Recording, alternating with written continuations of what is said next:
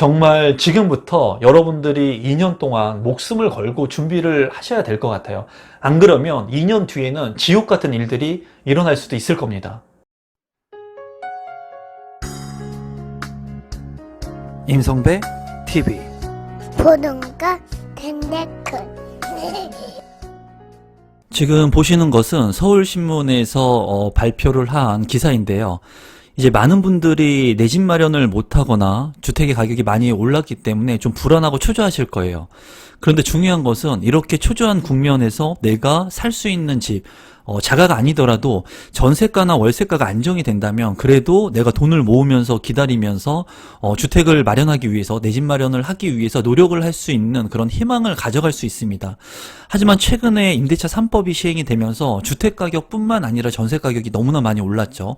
그런 것들을 제가 실제로 체감을 좀 하고 있습니다. 아마 여러분들도 자가를 가지고 계셨거나 아니면은 전세에 살고 계신 분들이나 또는 전세를 주시는 임대인 분들이라면 아마 굉장히 공감을 많이 하실 거예요. 전세 가격이 정말 말도 안 되게 큰 폭으로 오르고 있다는 것을 느낍니다.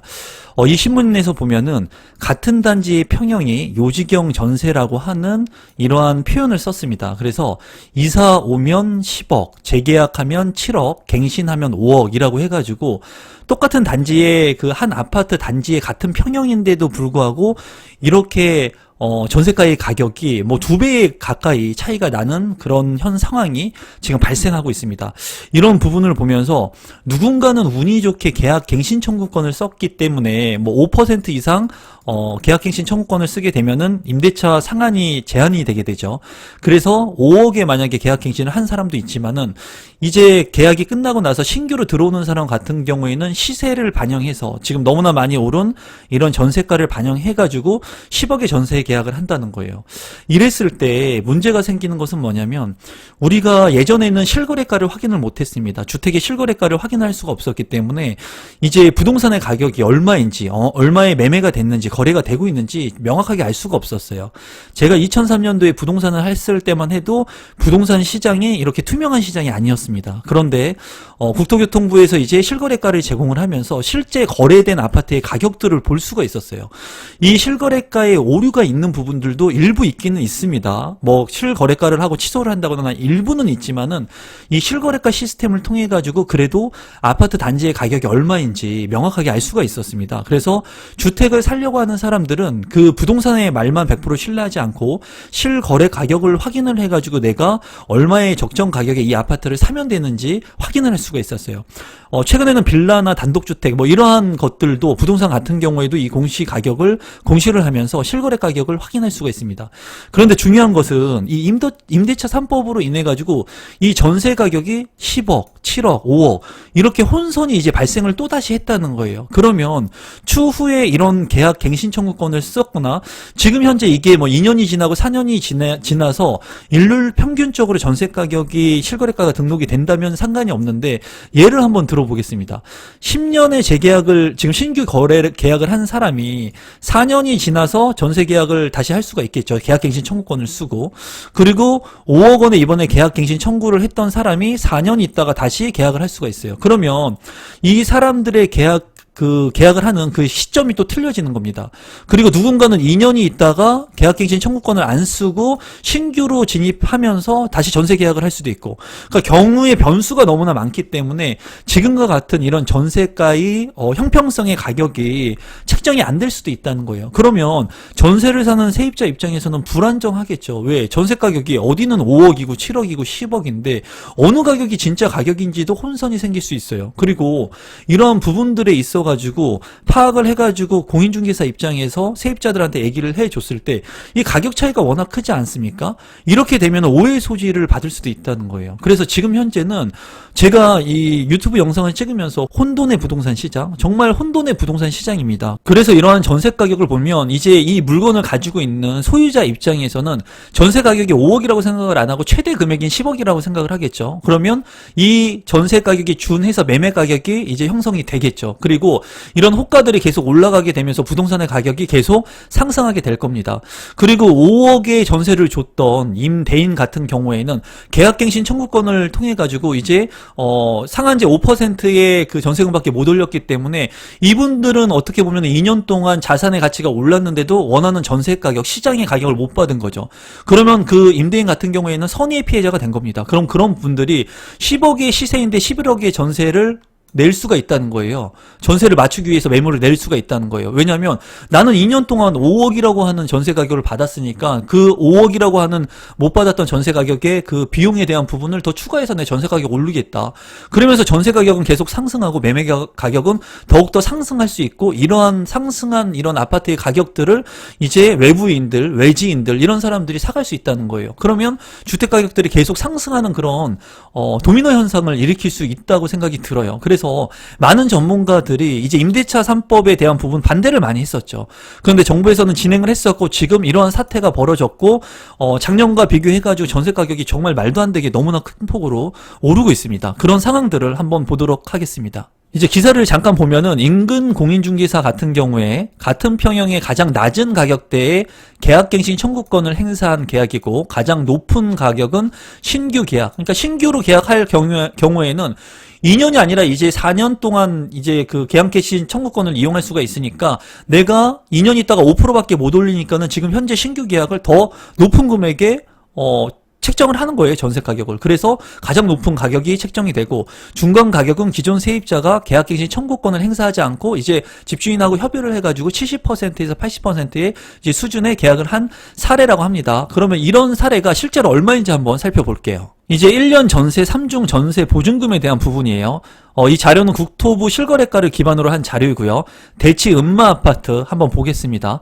전용 면적 84제곱미터의 물량인데, 여기 같은 경우에 이제 층수는 4층, 4층, 11층인데 최고가는 10억 5천만 원입니다. 그리고 중간 가격은 7억 3천만 원, 그리고 최저가는 5억 7,750만 원이에요.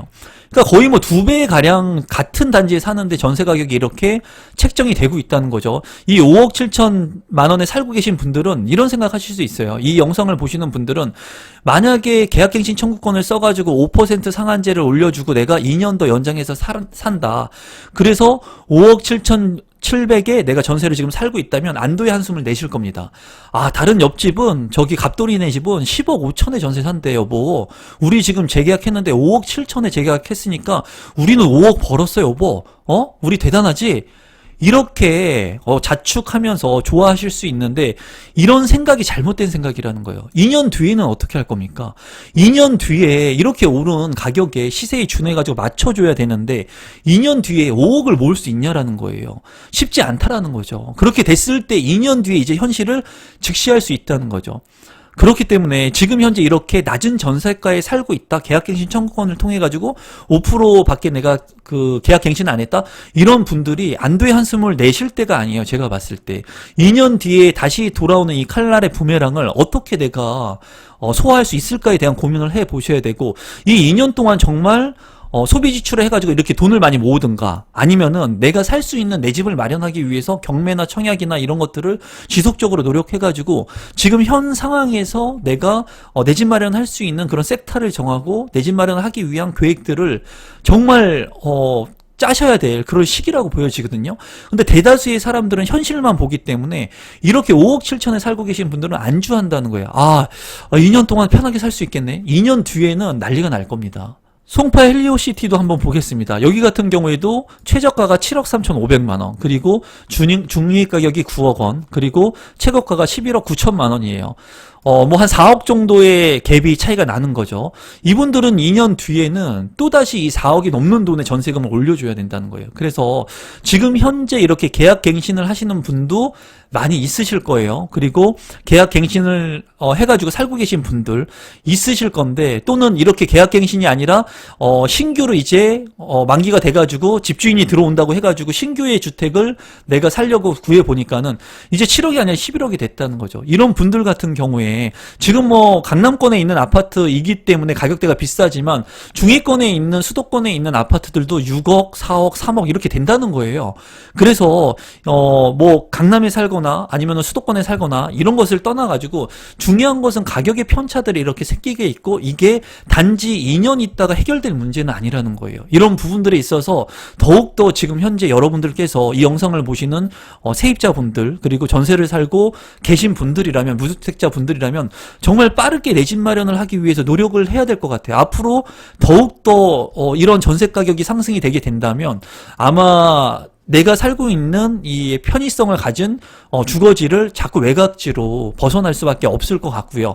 이런 부분들이 언제까지 지속될 거냐고 저한테 물어본다면 공급이 되는 시점까지 이런 현상은 계속돼서 발생을 할 겁니다. 근데 과연 공급이 언제 되느냐는 거예요. 공급이. 지금 최근에도 공급에 대한 부분들 뭐 3천 가구 공급하겠다 말은 그렇게 하는데 실제로 공급할 수 있는 부지들도 많지가 않고 그런 부지들이 보상이 안 되기 때문에 기존에 지금 발표한 그런 부지들도 지금 계속 딜레이가 되고 있거든요. 이 공급이 언제 될 거냐는 거예요. 이런 부분들이 제가 부동산을 경험했던 2008년도에 부동산의 공급들이 시장들이 안 좋았기 때문에 공급이 낮아졌었죠.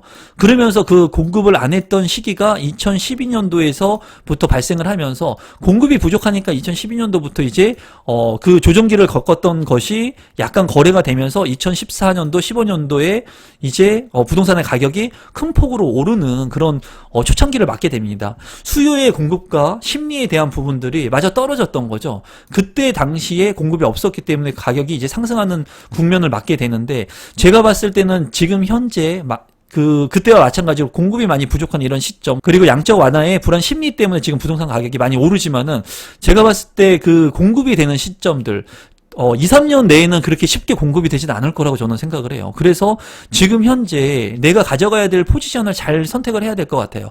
내가 정말 자금이 없다면 2, 3년 뒤에 공급 물량이 추후에 3기 신도시라든가 아니면은 정권의 교체 아니면 정권의 연계성으로 인해 가지고 공공주택이라든가 민간주택이 활성화돼 가지고 공급이 많이 되는 그 시점이 왔을 때까지 내가 기다리고 종잣돈을 모을 것인가 아니면은 내가 지금 현재 자금을 가지고 있다면 지금 현 상황에서 그래도 2, 3년 동안은 수급에 불균형이 발생을 해서 주택가격이 불안정할 거라고 생각이 드니까 내가 주거 안정을 위해서 주택을 빠르게 마련할 것이냐. 저는 제가 항상 말씀드리는 건 그거죠. 하루라도 빨리 내 집 마련 한 채는 하는 게 좋다. 제가 20년을 부동산을 경험해보고 해봤더니 빠르게 부동산을 매입하신 분들은 삶의 주거 안정을 가졌고 자산의 이득이라고 하는 두 마리 토끼를 가져갔습니다. 그러면서 부동산에 대해서 더욱더 관심을 갖고 공부를 하고 주택수를 늘렸고 그들의 자산은 지금 현재 크게 늘었다는 거예요. 그런데 그때 당시에도 내가 불안하고 돈을 모아서 주택을 살려고 하시는 분들은 어느덧 돈을 모으다가 뒤를 돌아보니까 남들은 그냥 내 집 한 채를 가지고 있었을 뿐인데 부자가 됐습니다. 그런데 내 집을 갖고 있지 않았던 분들은 벼락거지라고 하는 지금 표현을 쓰지 않습니까? 너무나 안타깝죠. 그분도 A라고 하는 갑돌이도 B라고 하는 갑순이도 둘 다 열심히 살았다는 거예요. 대한민국에서. 그런데 갑돌이 같은 경우에는 내가 열심히 살아서 돈을 모아서 학교에서 배운 대로 저축을 해가지고 내가 내 집을 마련하려고 했었고 갑순이 같은 경우에는 레버리지를 이용해서 내가 돈이 없기 때문에 과도하게 대출을 일으켜서 집을 샀을 뿐인데 시간이 지나서 보니까는 갑돌이는 가만히 있어도 주택가격이 엄청 많이 올랐고 갑순이는 그냥 있어도 화폐 가치가 떨어져서 모은 적금의 돈 가치도 필요 없는 돈이 되어 버렸다는 거예요. 지금 현 상황이 이런 현상을 보면서 정말 열심히 하면 된다고 학교에서 배웠거든요. 근데 지금 세상은 제가 말하지만 열심히 한다고 되는 게 아니에요. 잘해야지 되는 세상이 됐어요. 내가 잘 알고 그거를 잘 활용하고 그리고 그런 것들을 잘 이용하고 그리고 내 지식과 경험과 이런 것들을 가진 사람들과 그러한 지식을 내가 활용했을 때 이제 자산의 이득 그리고 살아가는 인생을 더 풍요롭게 살 수 있는 시대가 됐거든요. 그래서 여러분들께서 지금 많이 늦었다고 생각하시는 분들이 많을 거예요. 그리고 저도 2003년도부터 부동산을 했지만 그때부터 늘 부동산 시장은 끝났다는 얘기를 많이 했습니다. 그때도 경매 시장은 끝났다는 얘기를 참 많이 들었어요, 제가. 그리고 제가 부동산을 했을 때 그때 이제 하락기에서 상승장을 이제 겪는 그런 국면이었거든요. 이런 국면이었고 2008년도에는 정말 침체기 국면을 2012년도까지 겪었는데 그 4년 동안 제가 부동산을 하면서 제가 부동산을 했던 그런 시점에서 많은 분들이 부동산을 포기하고 떠난 분들이 많아요. 한 80%는 제가 그때 당시 부동산 투자 컨설팅 같은 것들을 하고 투자를 했을 때 80%는 부동산 현업에 있던 분들이 다 포기하고 그냥 떠났습니다. 그런데 지금 다시 이렇게 부동산 불장이 되니까 그분들이 다시 부동산을 하려고 하고 부동산 투자를 하려고 하고 한다는 거예요. 그런데 그런 분들이 부동산을 안 했던 분들이 지금 부동산에 공부를 하고 시작을 하려고 한다고 잘 될까요? 잘 되기 쉽지 않다는 거예요. 왜?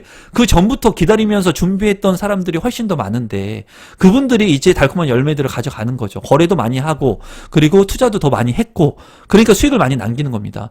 그래서 제가 여러분들한테 말씀드리고 싶은 것은 지금 자산의 가치가 많이 하락했다고 느끼는 분들, 저축을 통해 가지고 벼락거지가 됐다고 생각하시는 분들은 제가 늘 말씀드리지만 이런 사이클링이 있다는 거예요. 지금 사이클링에 여러분들이 처한 국면은 여기라는 거죠. 여기. 이 시점의 사이클링의 최저점에 있다는 거예요. 그러니까 뭐가 최저점이냐. 내 인생의 투자에 대한 부분들, 내 집을 가질 수 있는 기회를 못 만들고 있었고 절망을 많이 가지고 있다는 거죠. 그런데 이 절망이 희망으로 이제 올라가는 시점은 온다는 거예요. 언제 오냐. 그거는 저는 알 수가 없어요. 정확하게. 하지만은 이게 오는 시점이 오는데 내가 준비를 잘 하고 만약에 그 준비라고 하는 것은 부동산에 관심을 갖고 내 주변의 주택 가격을 계속 실거래가를 확인을 하고 그리고 이 전세가율을 확인을 하고 그리고 이 저렴한 가격의 금매들이 나왔을 때 내가 그런 것들을 선택할 수 있는 재테크 마인드를 가지고 있고 이런 것들의 공급 물량들이 일시적으로 나왔을 때 사람들이 두려움에 떨거든요. 그때 기회가 되는 거예요. 제가 뭐 무슨 이 줍줍 같은 거 그런 거 됐을 때도 조정 대상 지역이 아니었던 지역들이 조정 대상 지역으로 정부가 규제를 하면서 일시적으로 대출에 대한 규제가 발생을 하고 또는 많은 사람들이 규제 지역이 되니까는 이 지역에 대해서 리스크가 발생을 하죠. 그러니까 사람들이 일시적으로 움찔한다는 거예요. 그때 기회가 되는 거예요. 지금 현재 대구 부동산 시장에 미분양이 많다고 하죠. 미분양이 많다고 합니다. 지금 기사에서는. 이런 기사를 봤을 때 많은 사람들이 어떤 생각을 하느냐. 대구에 미분양이 많으니까 이제 투자하면 안 되겠구나. 이런 생각 한다는 거거든요. 근데 미분양이 안 되고 경쟁률이 몇백 대 1, 수백 대 1이 나왔을 때는 대구에 그렇게 투자를 하려고 했다는 거예요. 근데 반대로 지금 이제 어떻게 보면 기회가 될 수 있는 물량들을 내가 선택할 수도 있는 시기가 왔다는 거죠. 이거를 누구는 내가 실거주 입장에서 선택을 할 수가 있는 거고 누구는 또 두렵기 때문에 기다리겠죠. 왜? 미분양이니까 왜 미분양이 됐을까? 가격이 더 떨어지겠지? 계속 기다리겠죠. 그리고 나서 저점의 타이밍이 왔을 때 일선의 투자자들이 이 물량들을 또 싹 가져가면 그 이후에는 비싸서 또 못 사는 거예요. 그러니까 이렇게 내가 선택할 수 있는 물량들이 나왔다. 대구 미분양 물량을 사라는 얘기가 아닙니다. 제가 말씀드리는 게. 이런 타이밍의 포지션이 왔을 때 나의 현 상황과 자금과 직주 근접과 모든 것들을 조합을 해가지고 이 퍼즐이 맞춰지게 되면은 과감하게 이 물량들을 매입할 수 있는 그런 재테크 마인드가 있어야 된다는 거예요.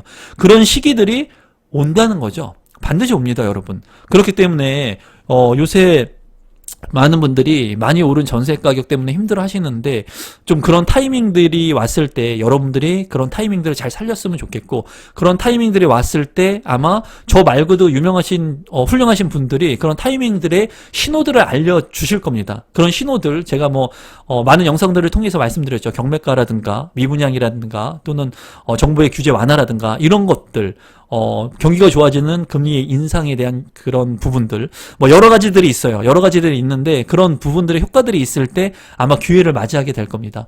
그래서 지금 현재 많이 이렇게 오른 전세 가격을 보면서 마냥 저도 기분이 좋지는 않아요. 제가 살고 있는 세입자한테 전세금을 더 많이 올려받고 기분 좋은 일이죠. 하지만 내가 가만히 있어도 그 자산의 이득을 벌 수가 있으니까. 그러니까 이런 불안정한 시장 자체가 현 상황에서 아주 행복한 일은 아니라는 거예요. 그래서 여러분들께서도 지금 현재 이렇게 불합리한 전세 가격 속에서 제가 마지막으로 말씀드리고 싶은 것은 이렇게 저가의 다른 사람들보다 낮게 전세를 살고 있다고 해서 무조건 좋아할 일이 아니라는 거예요. 지금부터 준비하고 시작을 해도 2년 뒤에 내가 이 오른 전세 가격을 맞춰줄 수 없을지도 모르고 그리고 지금부터 준비해서 이거보다 조금 외곽이지만 내가 살 집 한 채를 마련하기 위해 최선의 노력을 집중을 해야 될 때가 아닌가 싶습니다.